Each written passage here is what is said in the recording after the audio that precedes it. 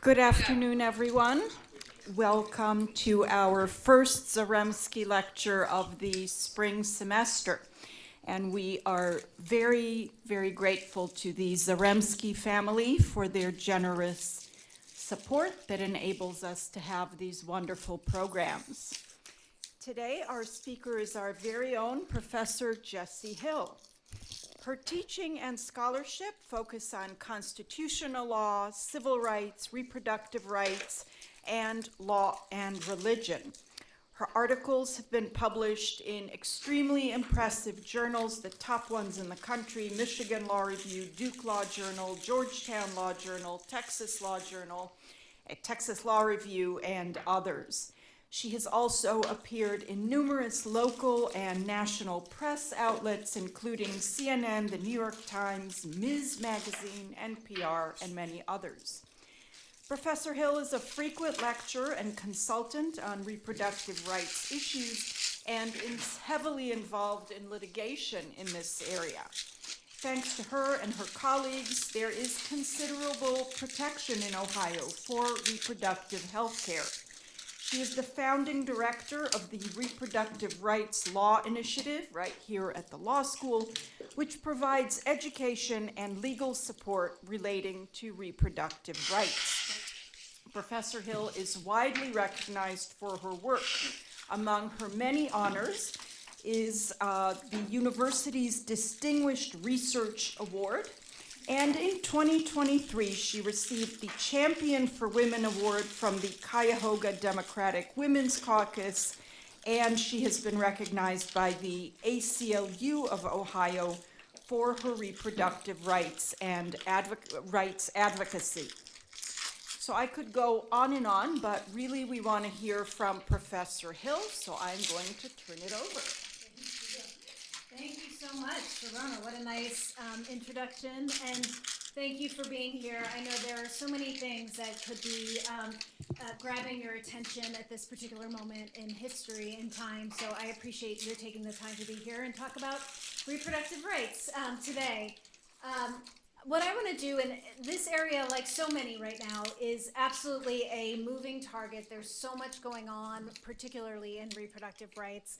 And I want to take kind of a wide view across the country, not specifically in Ohio, and just kind of give you an overview of what some of the most pressing current issues are, where things stand, and what we might expect to see in the coming weeks, months, years. Okay, so but first I wanted to just do a little bit of level setting because folks come from different levels of familiarity with these issues around abortion and who has abortions, how common is it, when does it occur, and so on. So some statistics that may or may not be familiar to you. 75% of abortion patients are poor or low income. A majority, almost 2/3, are religiously affiliated. Almost 60% already have one child. And you also have the racial breakdown in there as well. Most people having abortions are in their 20s. A very small percentage are teens and minors. So it is a sad reality that any attempt to restrict abortion is going to affect only the poorest segment of the population. So, of course, maybe not only, but as the late Justice Ginsburg said, at least disproportionately, bans and restrictions on abortion do hit those with limited means the hardest, both because they're overrepresented among abortion seekers, and also because, today when there's kind of, as we'll talk about in a moment, a patchwork of laws around abortion, they are the least able to travel and access services by other means. So I'm sure you've heard, in 2022, the U.S. Supreme Court decided Dobbs v. Jackson Women's Health Organization, in which it overturned precedent Roe v. Wade, Planned Parenthood v. Casey, and held that contrary to those cases, there is not a federal constitutional right to end a pregnancy. And so that has meant that states can set their own rules around abortion, whether to permit it, when, and to what extent. So we have this sort of national patchwork of abortion laws. So a number of states have banned abortion essentially completely, meaning, you know, in all circumstances except life-saving, and then maybe a handful of others, depending on the states, like rape and incest. A number of others have banned abortion at 6 weeks of pregnancy, which is very early before most people know they're pregnant. And then there's a few others with other, again, earlier bans on abortion. The pregnancy lasts 40 weeks. The fetus is generally considered viable, meaning it could live outside the womb at around 24 weeks. So under the prior law, under Roe v. Wade and Planned Parenthood v. Casey, states could not ban abortion before that point of viability under the federal constitution. So these are states that have now, since Dobbs, banned it at various points before viability. As you can see, of course, the states are not sort of evenly distributed in terms of which states are banning abortion. They are mostly geographically concentrated in the South and Southeast. So what has this meant? I mean, obviously, it has meant that there has been a fair amount of interstate travel by people seeking abortion care. As a matter of fact, about 171,000 people, it's estimated, traveled for abortions last year in 2023. That's double the number that traveled across state lines in 2020. This actually is a very cool map that I think the New York Times created that shows the directions of the travel from, you know, what states into what states. So, moving into like what are the pressing issues now, some of them do relate to this fact of life that now abortion patients are traveling across the country to access abortion services. Also, another feature of kind of our post-Dobbs landscape is that a lot of people are accessing abortion via the so-called abortion pill. Its actual name is mifepristone, is the primary medication that is used for medically inducing an abortion. Mifepristone, so mifepristone's a pill. It can be taken up to, the data suggests around 12 weeks of pregnancy, that it's safe and effective for inducing an abortion. So it's not the same thing as emergency contraception, which is taken like right after or within the days after unprotected sex and actually prevents a pregnancy. This actually induces an abortion in an existing pregnancy. It was approved by the FDA in 2000 in the US, and it's used in combination with another medication called misoprostol, and it's overwhelmingly safe and effective for ending pregnancies. This is a big sea change since like the pre-Roe days, right? There was no medical medication option for inducing an abortion. This medication, it turns out, has become kind of a safety valve in that patients have been able to access it online through often telehealth services, even in states where abortion is otherwise banned. That's not to say that it's legal to do that. We'll talk about that in a minute, but they have found access. So, and because of this, and because it is widely accessible, and in fact maybe accounts for the fact that the abortion rate, again, we think, these things are hard to measure, but we think the abortion rate has actually gone up since the Dobbs decision, and the number of abortions, I shouldn't say the rate, the number of abortions has gone up since Dobbs in the US rather than down. It seems that this is part of the reason why. And because of that, this medication has become rather controversial, especially among folks who would like to end abortion, to ban abortion. So what are some of the controversies that have arisen? Well, you might have heard about this one. There was a lawsuit trying to revoke the approval and or like sort of as an alternative to revoke some of the loosening of restrictions by the FDA on this mifepristone medication. In this past summer, the U.S. Supreme Court decided to dismiss this case because the plaintiffs, who were anti-abortion physicians who brought the case, were found not to have standing by the Supreme Court. But some states had intervened in the lawsuit and are trying to keep the case alive, even though the original plaintiffs didn't have standing. So far, the trial judge that this case is in front of is letting the case continue to go forward at this point. So this case could continue to affect or could, I shouldn't say continue to, it hasn't yet, but it could in the future affect the availability of mifepristone, depending on what happens. I think this is possibly even a bigger threat to mifepristone access in the U.S. post-Dobbs, which is something called the Comstock Act. Not sure how many of you have heard about this, but this is a federal law passed in 1873, which, yes, for the record, is before women had the vote in this country, among other things. So because it's a federal law, it applies throughout the country. It was advocated by Anthony Comstock, who was a big sort of anti-vice crusader. He was opposed to pornography, contraception, abortion, anything that basically had to do with sex. And in its original form, passed in 1873, it made it illegal to send through the mail or a common carrier. So common carriers are like UPS, FedEx, things like that. Any obscene materials, and that included anything that could be used for contraception or abortion. Congress actually repealed the contraception provision, but never got around to repealing the abortion provision. It just wasn't enforced for really decades. While we had a federal constitutional right to abortion, nobody thought like, oh, but there's this federal law. We just everyone assumed it was unenforceable. But some conservative activists, anti-abortion activists, would like to start enforcing this law again. It's in Project 2025 that Comstock enforcement should be reinstated in the wake of Dobbs. We have not seen that yet. So the Biden administration, even though I guess technically after Dobbs, this could have happened, because it's a federal law, the federal administration decides what to do about it. The Biden administration took the position that it was not enforceable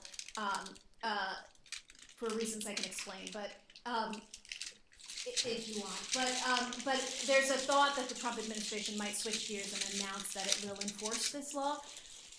No announcement to this effect has been made yet. I think a lot of folks have been like sort of waiting, expecting that something will be coming out of it would be probably coming out of the Department of Justice, because it is a criminal law. So if this law were enforced, I mean, just to be clear, it's very broadly written and it's unclear how exactly it would be enforced. So it seems like you could prevent mailing absolutely anything that can be used in an abortion through the mail, like any kind of obstetrical instruments, right, that are used both for like delivering babies and for ending pregnancies, for example, medications that are just used in like inducing labor, anything like that. But the administration could decide to apply it more narrowly and just use it to go after this sort of mailing of medications, particularly into banned states, for example, that has become somewhat common in the wake of Dobbs. But we will see.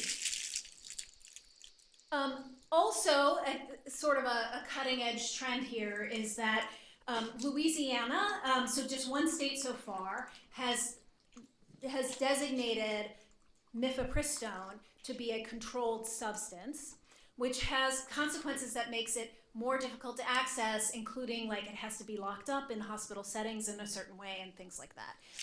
It also requires certain kinds of, and I'm not as familiar with the details of this, but I think it requires reporting of prescriptions into certain databases that track prescriptions of controlled substances. Just recently, in the past couple of weeks, Idaho, I think, has introduced a bill as well to do the same thing. So it's possible we'll see more states doing this. There are various legal controversies that kind of swirl around all of these issues. One is just kind of a general question of in this situation where provision of medical services can be criminalized, where do we draw the line between First Amendment protected speech and speech that facilitates crimes, right? So not all speech is constitutionally protected, right? Speech that is itself criminal, like a threat, is not constitutionally protected. Speech that helps directly advance a crime, a criminal act, is not protected. So there's a lot of speech that is happening in this post-Dobbs world, prescribing, referring, giving information about how to access abortion services, either online or in other states. And there's a very much unsettled First Amendment question here about where do we draw the line between the two. Some other sort of legal scenarios that are raised by the travel across state lines and the provision of care across state lines. So that's really tiny, sorry, but it's a headline that basically says Alabama can prosecute those who help women travel for abortion, Attorney General says. So one question is whether states can do exactly that, prosecute people who help people get out of state to access care that's legal where it's received, but illegal in like Alabama, for example. Again, some states have taken the position that they can do this and that they will do this. There is litigation ongoing right now around that. We have not yet seen an actual prosecution of someone for helping someone cross state lines to access abortion. But it could be coming, and we've seen other things, as I'll mention. Also, Texas has been kind of a leader on this, passing laws, local ordinances, actually cities passing local ordinances that criminalize passing through the state, through the city limits to get to another state to access abortion. Same kind of question there. Maybe you've caught the news recently, these are even more recent stories in the past month or so, that Louisiana has indicted an abortion provider who is based in New York and who has provided abortion medication to a patient in Louisiana through one of these telehealth services that I was just speaking about earlier. So this Dr. Maggie Carpenter has been indicted by Louisiana for performing an illegal abortion in Louisiana because she provided abortion medication there. Same doctor, Maggie Carpenter, actually is also being sued by the Attorney General of Texas for unauthorized practice of medicine for providing for providing abortion medication through an online telehealth service to a patient who was located in Texas, or at least alleged to be located in Texas. So a civil case, not a criminal case.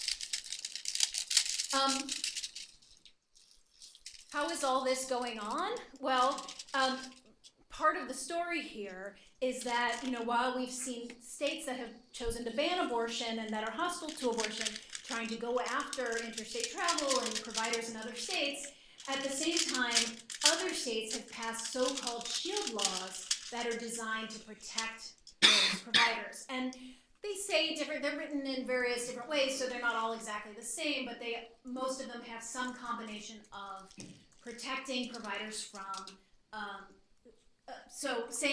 lot of them say state and local officials will not cooperate with any investigations of their physicians or their providers for relating to the provision of reproductive health care in another state. So they won't comply with subpoenas, they won't extradite the providers to stand criminal charges. They may protect their licenses insofar as they protect their New York or their whatever state, shield state license from negative consequences. They won't, garnish their wages or seize their bank accounts to comply with the judgment, etc.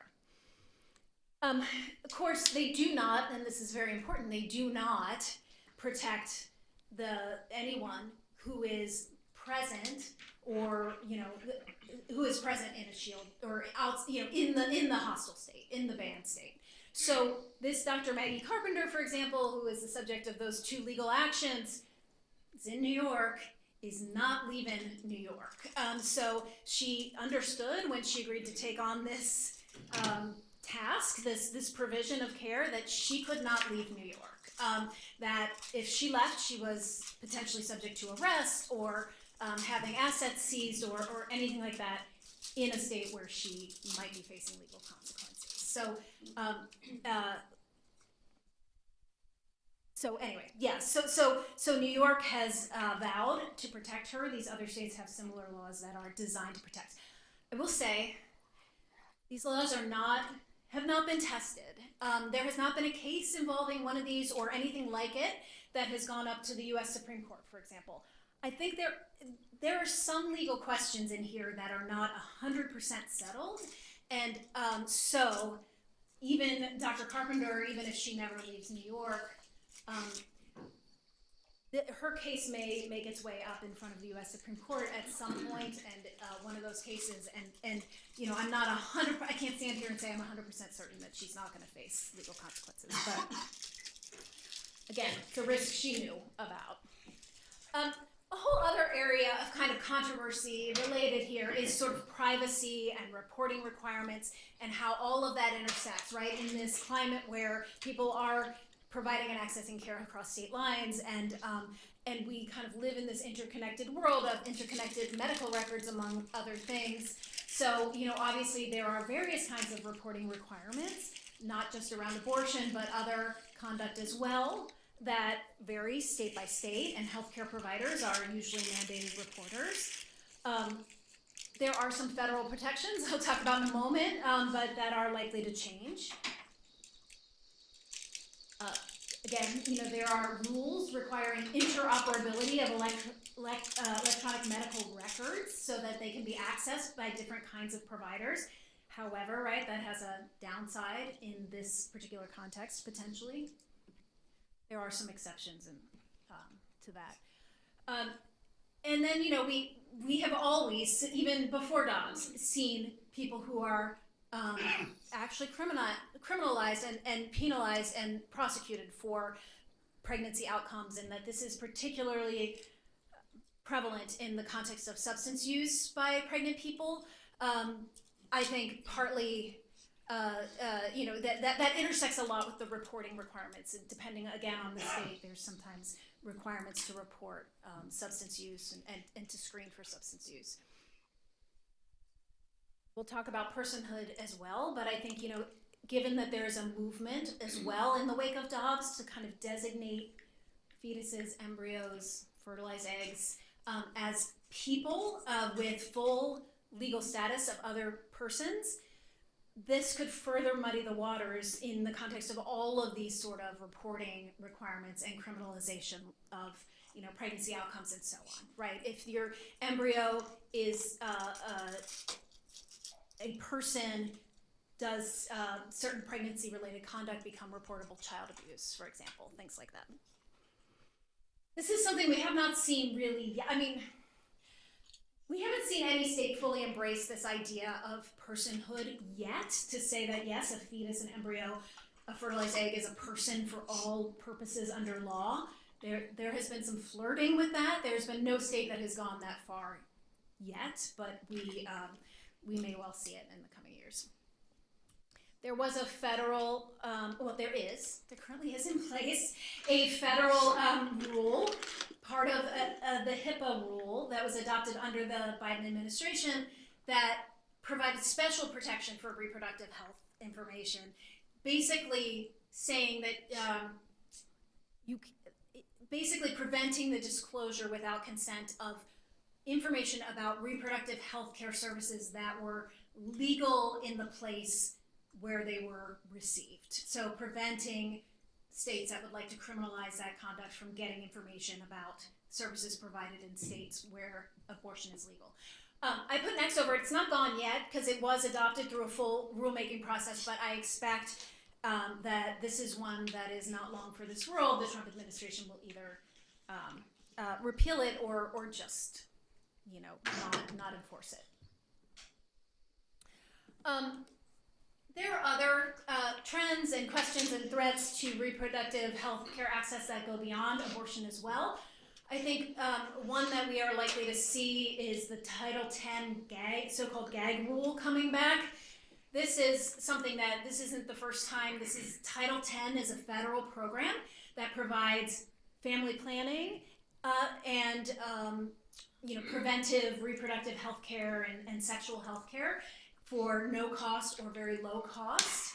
It has been around since 1970. It's a major source of health care for folks who can't afford private health care services, and there has been a long running back and forth because Title X is very clear that the Title X funds cannot be used for abortion, to provide abortion services or in programs that provide abortion services. But there has been kind of a long controversy about what that means because Planned Parenthood is, an organization that does have abortion providers and that also provides a huge amount of services under Title X.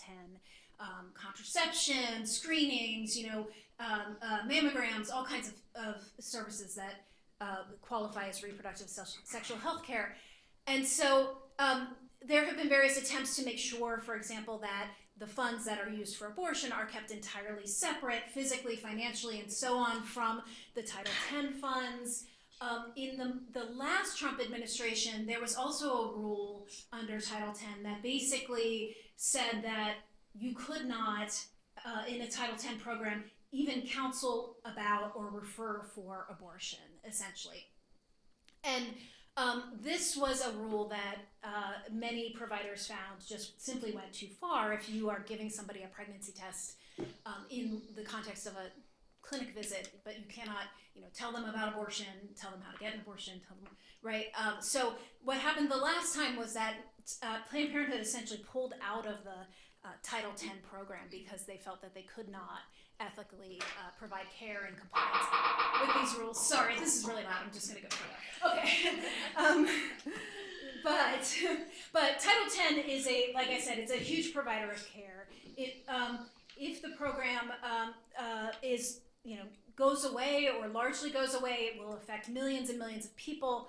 And there, as you can see, I think the significant figure there is the 70% increase in capacity that other providers would have to have in order to make up for the absence of Planned Parenthood. And again, when that happened in the last administration, there just simply were not providers able to step into the breach and fulfill the need that Planned Parenthood had been providing. So another, related, Title X is one form of funding, but there are other forms of funding as well that are potentially threatened in the very near future. So, obviously our tax money funds not just Title X, but also the Medicaid program. Again, Medicaid cannot be used to pay for abortions except in very limited circumstances, life-saving, rape or incest, pregnancies resulting from rape or incest. But again, Planned Parenthood is an organization that receives a lot of Medicaid funds for providing free healthcare of other kinds to patients. And there have been a lot of attacks on this as well. So two really significant ones. I'm actually going to start with Medina, I don't know if that's how you say it, but the Planned Parenthood of South Atlantic is a case that's currently pending in front of the U.S. Supreme Court. I think it's being argued in early April now,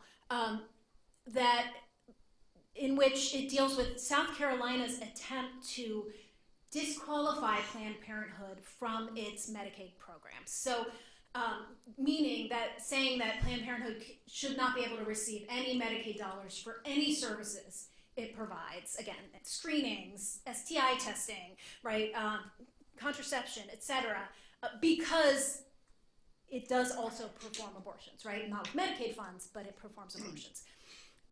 Some other states have also attempted to exclude Planned Parenthood from their Medicaid programs for this reason. It's potentially an existential threat to the organization if the Supreme Court enables states to do this. Another existential threat to Planned Parenthood is a case that most people maybe are not paying much attention to, U.S. ex rel. Doe v. Planned Parenthood Federation of America, but and again, both of these are highly kind of technical in terms of the actual legal issues, and so that might partly account for why people aren't paying that much attention, but there has been long-running litigation in Texas because over the same kind of law, Texas tried to exclude Planned Parenthood from its Medicaid program. Planned Parenthood sued, got an injunction, an injunction telling Texas, you have a preliminary injunction, so a preliminary order telling Texas you have to allow Planned Parenthood to receive Medicaid funds. Planned Parenthood did for many years, and then they eventually lost the case, and the final judgment in the case was that Planned Parenthood could be excluded from this program. The state of Texas has now turned around and said, you owe us like millions and millions, I think it might even be in the billions actually, of dollars at this point. And you were committing Medicaid fraud when you accepted those claims under the protection of the federal injunction. This is, again, existential. Planned Parenthood is like preparing for bankruptcy as a result of this potentially as a result of this litigation. It has been assigned to Judge Matthew Kaczmarek, who you may have heard of, he was also the one who got the initial Mifepristone case. He's a very controversial judge in Texas who has been very anti-abortion, among other things. Also, the global gag rule, this is another rule that kind of comes and goes depending on the administration, but it basically forbids federal money from being used by overseas organizations, not just to provide abortion, but if even with their own money in some other separate part of the program, if they advocate for abortion, try to change abortion policy, refer for abortion, talk about abortion at all, they cannot get any US funds. Although, in between the time that I created this presentation and now, I guess, we're not, all the foreign funds are going away anyway, so I don't know that it really matters, but, okay, seems kind of quaint. Okay. And then finally, here's another one you may have heard about, but the sexual and reproductive health information, among other things, on federal websites like the CDC has been going away. There was a website created by the Biden administration that was like, oh, now I can't remember what it's, reproductiverights.gov or something, that was just completely pulled down, but also lots of data sets around abortion, contraception, gender affirming care, all kinds of things have been disappearing. Some of them have come back. It's a little bit unclear, like, what exactly is going on. I think there's been recently a court order ordering the administration to put some of it back, but a lot of it, it's very much a state of confusion right now. Okay, so, well, is there a solution? What about state protections for abortion rights? Well, first of all, let me say, as you may or may not know, I guess depending on what year you are, federal law is supreme over state law. So, if there is a federal ban or the Federal Comstock Act is enforced or something like that, that is always going to be supreme over, it's going to trump state law, even if your state constitution protects access to abortion, for example. But also, I think there are other limitations to the idea of doing what Ohio and several other states did in terms of adopting a ballot initiative to protect abortion rights in that state. One is that, there are a large number of states that have abortion bans that don't have any sort of process for putting something on the ballot to amend their state constitutions. So, and you can see those states that don't have processes, many of them are concentrated in the same area where abortion bans are concentrated.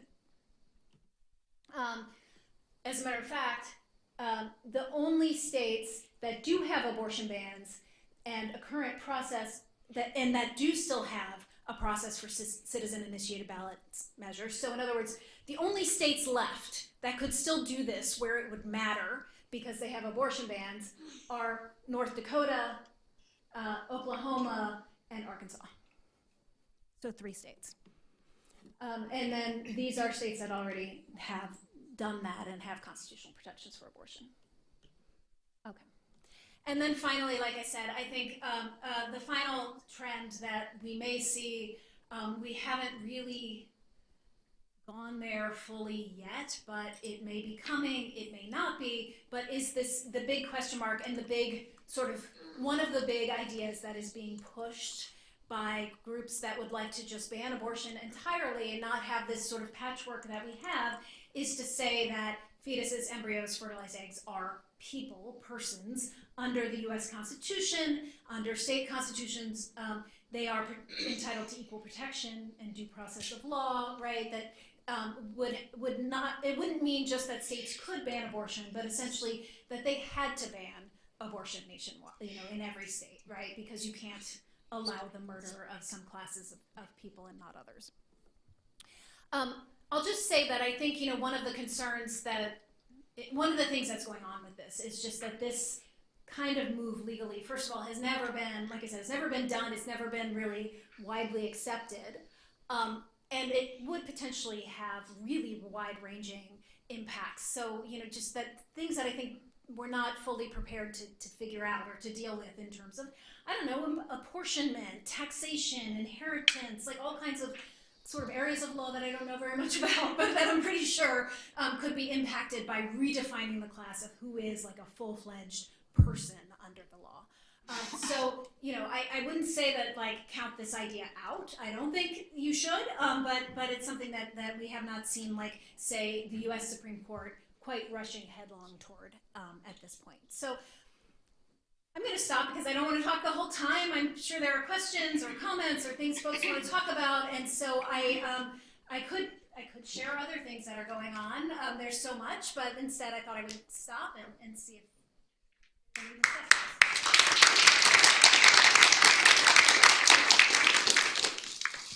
So thank you. That was absolutely amazing and really illuminating. So we will take questions. I think the CLE code will appear in the chat, or not, it just went blank. I will announce it in a few minutes. I wanted to start with my own questions, two quick ones. So correct me if I'm wrong. I believe that none of the state bans actually allow for the prosecution of women who are seeking abortions. It's just providers, and a lot of people are really confused about that. So I wonder if you could make that point.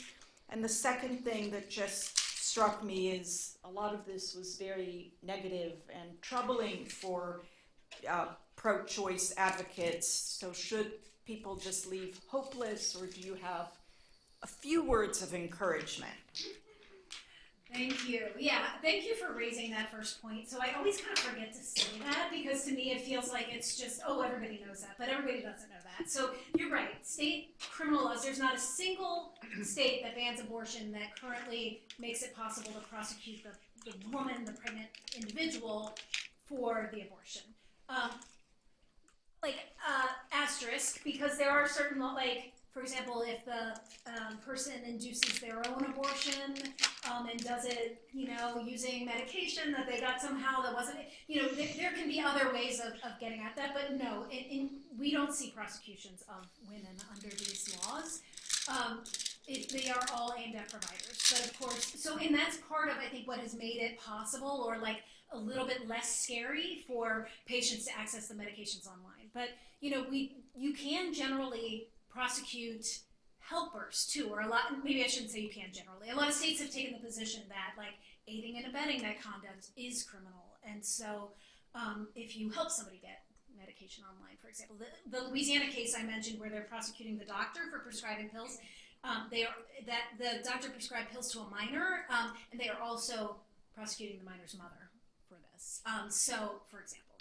So yes, that is true. And also I'll just say yet, right? It's not like there's a constitutional reason, it's just how the laws are written right now.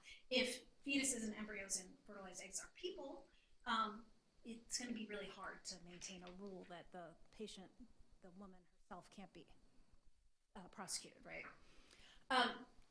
As for is there a reason for hope?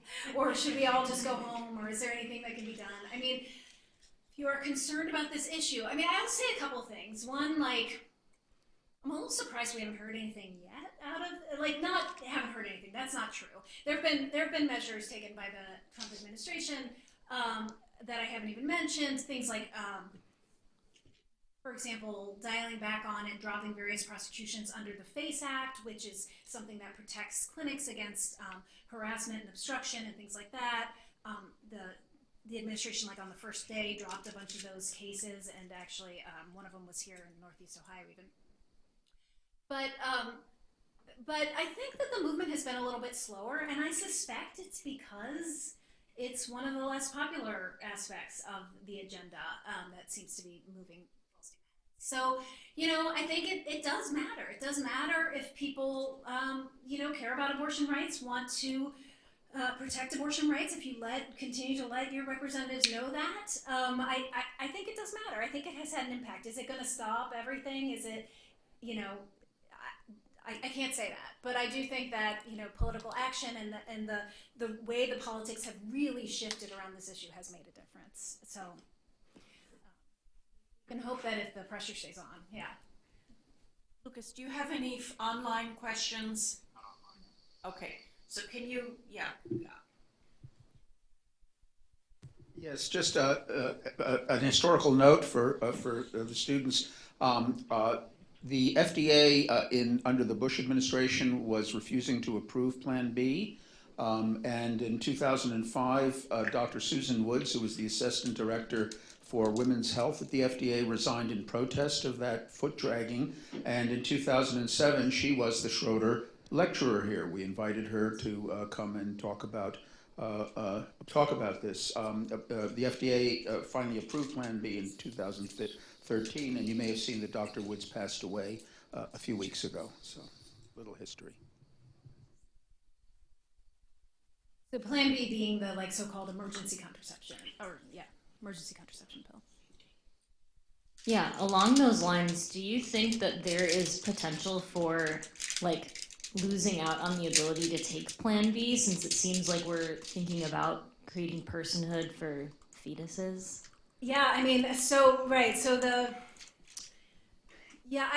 this is another area where there hasn't been really full steam ahead movement, but there has been little sort of testing of the water there are folks who would like to outlaw emergency contraception, and that's partly because of a controversy about whether or not it could be considered abortion. And that's because some people consider, often based on religious beliefs, that life begins at conception, meaning fertilization of the egg by the sperm. Medicine defines pregnancy as beginning at implantation generally, implantation in the uterus, which happens a few days later. But so there has been a question about whether emergency contraception might have an impact sometimes in preventing a fertilized egg from implanting in the uterus. Actually, I think it has been more and more, the science has suggested no, it actually doesn't, but there remains this belief. And so there have been attempts to kind of suggest that they are all the same, that it is abortion. And I think that could be a real legal controversy that kind of boils up. Even, because now we have this weird situation where Dobbs has said states can do whatever they want with respect to abortion, but also in the same breath said, but of course contraception, we haven't touched that precedent. Griswold v. Connecticut, contraception you still have a right to. But if states start redefining contraception as abortion, are they within their rights to do that? Who decides, right? What is the scope of that constitutional right? I'll just mention there's one other thing that has happened on that front, which there is one form of emergency contraception. It's called Ella. That can be taken maybe as much as 5 days after unprotected sex. That is a different kind of medication, and it has just very recently, in the past couple of weeks, a study was released showing that it actually has the same mechanism as mifepristone, as the medication abortion. It's different from Plan B and the other ones. It's it has a different medication, and it works by a different mechanism, and that almost certainly can end an existing pregnancy. So, and that's right now available over the counter, without age restriction in your local drugstore. It's not. I don't think it ends a pregnancy up to 12 weeks, right? It doesn't have the same dosage, but it again, it's a kind of blurring of the lines here between contraception and abortion. So I do think that could end up, it could cut either way, but I suspect it could end up cutting against sort of contraception availability, possibly. But thanks, that was a good question. Hi, thank you for giving us this very informative and effective presentation. That's very hard to do. So I know that there's been previous cases regarding custody of embryos. I know that there's a case in Missouri in 2015 where a couple had gotten divorced and the husband did not want the wife to use the embryos that they had. And then I think Missouri surprisingly ruled in favor of the husband, but now life begins at contraception in Missouri, and so that type of case may be overruled. So it seems like a lot of it's in my head what I understand, Project 2025 would like to increase the amount of new children, I guess, in some way or another, but then also to a certain degree opposes IVF. So, and it's kind of the same states, you know, where this is happening, where I'm curious as to the protection. Is it a custody issue? Is this a like property?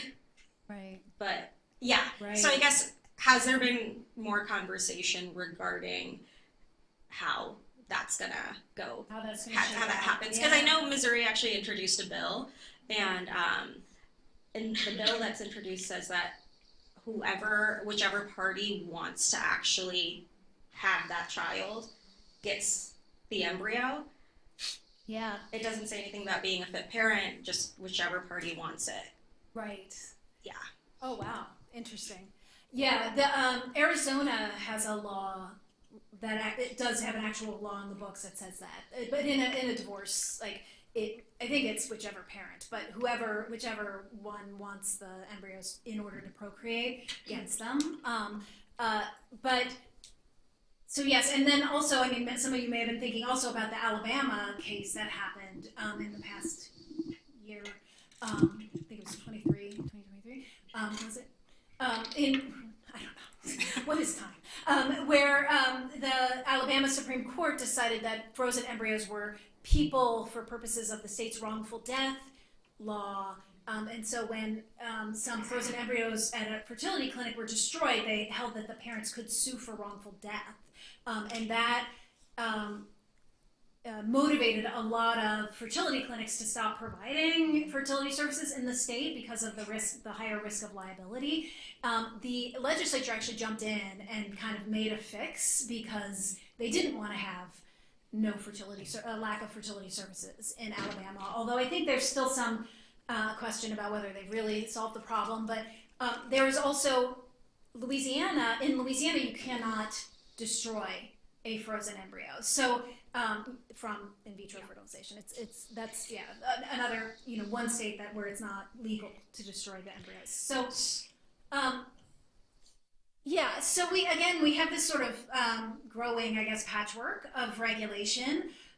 If you go through the process of in vitro fertilization, you create a number of embryos, and then you may not use them all, right? And so the question is, this is the question that's kind of behind all of this. What happens with those embryos? Some people choose to destroy them. You could, in theory, I guess, keep them frozen forever. You have to pay storage fees, so it's going to become a question at some point who's going to pay for those. Or you can donate them, and there are programs out there to donate them to couples that can't create their own embryos, for example. I think in Louisiana right now, the situation is, for the most part, I think people just store them out of state. So that I was going to ask, I was like, can you do that? I'm sure you can, but right. I didn't know if then the people that did that would be liable for. Right. I don't think so. So I think right now they can just store them out of state and do whatever they want. But I think this is the big question, right? If as you said, if fertilized embryos are people, it raises all these questions. And now every state, you can't move them out of state because you won't be allowed to destroy them in any state if that becomes the rule nationwide, right? And so you're going to have literally, I think there's I don't know that the numbers are easy to come by, but it's, I think, in the millions, 1 million, 2 million embryos currently frozen in the U.S. And so what is going to happen to all those people? And do they have a right to inherit? Who has to pay the storage fees? What, exactly. So, Let me just announce the CLE code before we forget that. I think it's in the chat as well. But the CLE code is 575181. 575181.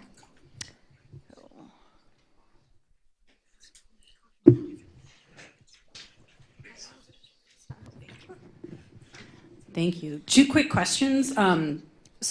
I thought that controlled substances were ruled federally, like what is considered controlled substances. If so, would that law trump the state law if they chose to, if there was like a case for that? And then second, legally, whether that's really going to happen, but is there, at this point, there's no legal ability for federal law enforcement or involvement in states who want to prosecute, or like if they want to extradite and they're staying in New York or whatever. So far, there's no way that like federal law enforcement can get involved. Is that correct? So, okay, both great questions. Let me start with the first one first. So, scheduling substances, again, we're getting like a little into an area where I don't feel super familiar, but like states can have their own schedules of controlled substances as well. So there is a federal Scheduling and Controlled Substances Act, but states have their own Controlled Substances Act, and they can regulate substances differently from the federal government as long as they don't like conflict with federal regulations. So, you know, if Louisiana wants to designate something a controlled substance, and then that means, you know, under Louisiana law, it has to be locked up, and it, you know, can only be provided under certain circumstances, it has to be reported, whatever, then, you know, that as long as that doesn't, you know, fly in the face of any federal regulations, it's free to do so. That's my understanding. So, you know, the feds could come in and say, no, you're not allowed, but I don't think that's generally how the scheduling works. The second question, so the feds wouldn't, like, there's no, well, unless it was, you know, unless Comstock or some federal law was somehow involved, the feds wouldn't be involved in enforcing state criminal law, even, you know, if it involves crossing state lines.